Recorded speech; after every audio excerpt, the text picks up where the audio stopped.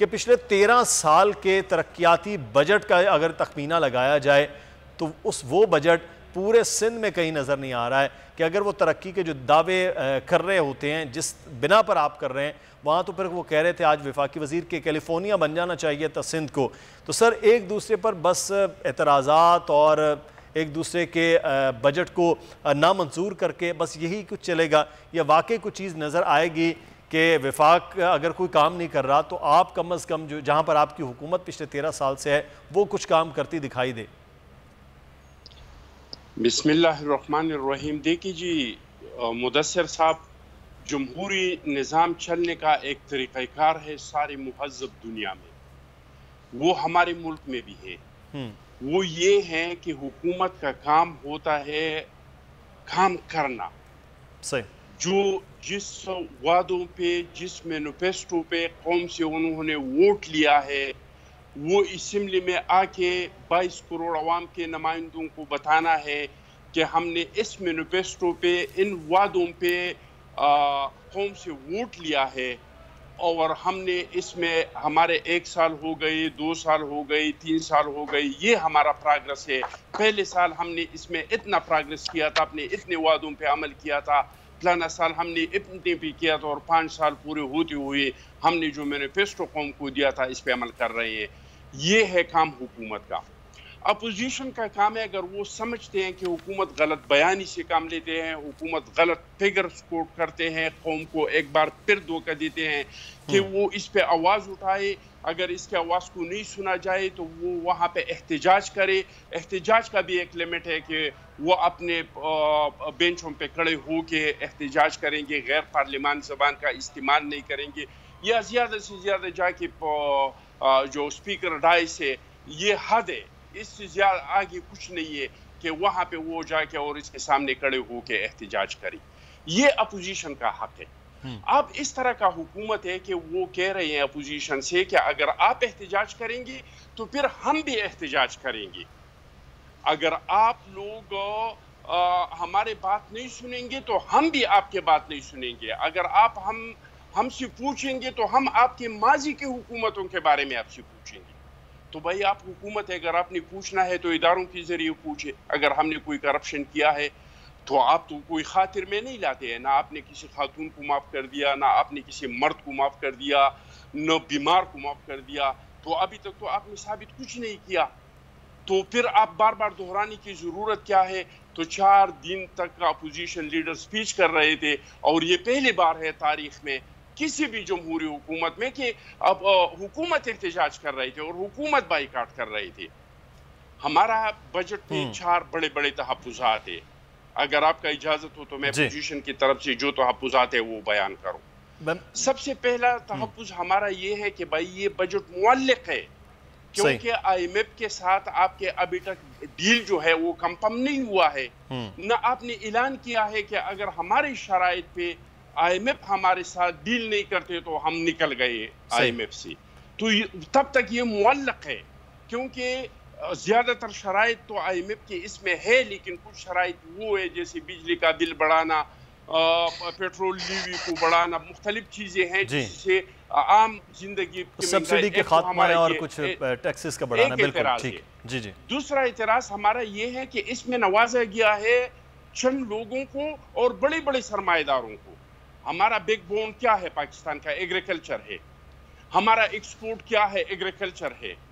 ہمارا food security کیا ہے؟ ایگریکلچر ہے. اس کے لیے آپ نے 12 ارب روپے رکھا ہے. لیکن جو موٹر کمپنیوں والے لوگ ہیں، جو کنسٹرکشن کے بڑے بڑے بلڈر ہیں، ان کے لیے اور بڑے بڑے لوگوں کے لیے آپ نے بڑے بڑے مراعات اور بڑے بڑے سبسڈیز رکھی ہے. تو دوسرا ہمارا اس پہ جو سب سے بڑا اعتراض ہے وہ یہ ہے کہ اس بجٹ میں غریبوں کو جو ہے نہ چھوڑا ہے اور تنخواہ دار طبقے کو نہ چھوڑا ہے. اور اس بجٹ اور تیسرا ہمارا یہ ہے کہ آپ کا اگر دعویٰ ہے کہ ہم نے 4.3 گروتھ کیا ہے جی ڈی پی میں، تو وہ آپ کے بجٹ میں نظر کیوں نہیں آ رہا ہے؟ اتنا مہنگائی میں، یہ کووڈ میں، پھر اس کا فائدہ غریب کو کیوں نہیں پہنچ رہے؟ اس کی سیلری کی شکل میں، اس کی پینشن کی شکل میں. اور اس کے خوردنوش کے اشیاء کی قیمتوں کو کم کرنے کی شکل میں، ادویات کی قیمتیں کم کرنے کی شکل میں، یہ ہمارے اس بجٹ پہ تحفظات ہے اور اس کا ہمیں جواب نہیں مل رہا ہے، ہمیں بولنے نہیں دے رہے ہیں.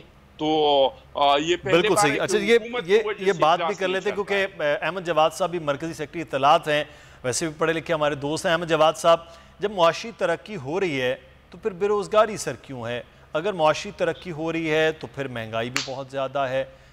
بجٹ ایک دن پیش ہوا، ٹھیک 2 دن کے بعد پیٹرولیم مصنوعات کی قیمتوں میں اضافہ ہو تو آٹومیٹکلی وہ اس کی ریفلیکشن منڈیوں میں، عام بازاروں میں، چیزوں میں مہنگائی کی صورت میں وہ نظر آ رہی ہے. تو پھر یہ بجٹ ایک عام آدمی کے لیے تو پھر نہ ہوا.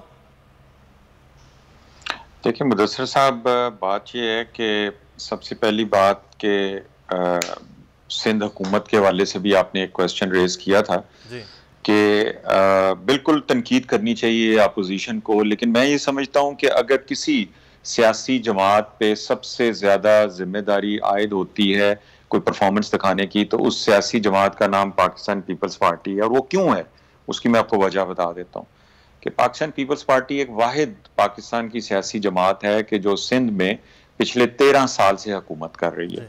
جو سوالات کیے جا رہے ہیں پی ٹی آئی کی حکومت کے حوالے سے، کاش یہ سوالات جو ہیں ان کے جوابات جو ہیں اگر سندھ میں پچھلے 13 سال میں ڈھونڈے جاتے تو آج سندھ جو ہے وہ پاکستان کا سب سے زیادہ ترقی یافتہ صوبہ ہوتا. سندھ میں پچھلے 10 سالوں میں 8,000 ارب کا بجٹ دیا گیا ہے سندھ کو، اس میں سے 2,500 ارب جو ہے وہ صرف ڈیولپمنٹ بجٹ ہے. اب آپ مجھے بتائیں 2,500 ارب روپے کی ڈیولپمنٹ پچھلے 10 سال میں آپ دکھائیں کہ وہ سندھ میں کہاں پہ ہوئی ہے. جب آپ سندھ کی حالت دیکھتے ہیں اور خاص طور پہ کراچی کی حالت دیکھتے ہیں. اور پھر یہ بھی ایک اور چیز آپ یاد رکھیں کہ پچھلے 10 سالوں میں تقریباً 800 ارب روپیہ یہ حکومت ہر بجٹ میں ٹوٹل جو ہے وہ لیپس کر چکی ہوئی ہے.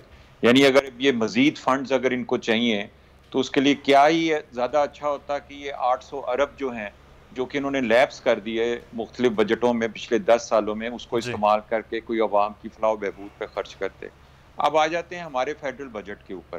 دیکھیں فیڈرل بجٹ جو ہے اس لیے اچھا ہے اس دفعہ کہ اس کے اندر اکنامک انڈیکیٹرز جو کہ معاشی اشاریے جو پیش کیے گئے تھے بجٹ سے پہلے، اگر آپ ان کو دیکھیں تو وہ تمام کے تمام پاکستان کے ایک اچھے مستقبل کی نشاندہی کرتے ہیں. میں اس کی لسٹ میں نہیں جاتا کیونکہ اس کو ہم کئی دفعہ ریپیٹ کر چکے ہوئے ہیں ٹاک شوز کے اندر، اور عوام کو بھی اب وہ میرا خیال ہے کہ یاد ہیں کہ جس کی ہم بات کر رہے ہیں. پاکستان کے اکنامک انڈیکیٹرز بہتر ہو گئے. آج پاکستان کا بجٹ جو ہے وہ پچھلے 3 سال میں سب سے بہترین بجٹ اس لیے ہے کہ اس بجٹ میں ہم اس ٹیک آف پوزیشن میں آ گئے ہیں اکانومی کی، جو کہ پچھلے سال ہم ایک سروائیو کرنے کی کوشش کر رہے تھے اور اس سے پچھلے سال ہم ایک بینکرپسی سے نکلنے کی کوشش کر رہے تھے اور کرونا کے خطرات اپنی جگہ جو ہے نا وہ چل رہے تھے. لیکن اس سال کا بجٹ جو ہے وہ ایک بڑا پرومسنگ بجٹ ہے.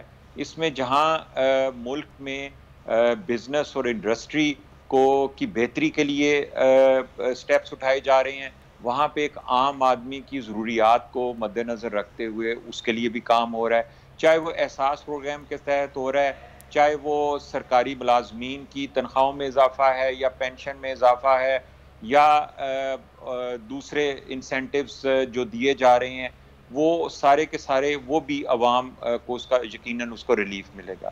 آپ نے بیچ میں ذکر کیا تھا پیٹرولیم پرائسز میں دوبارہ اضافہ ہو گیا.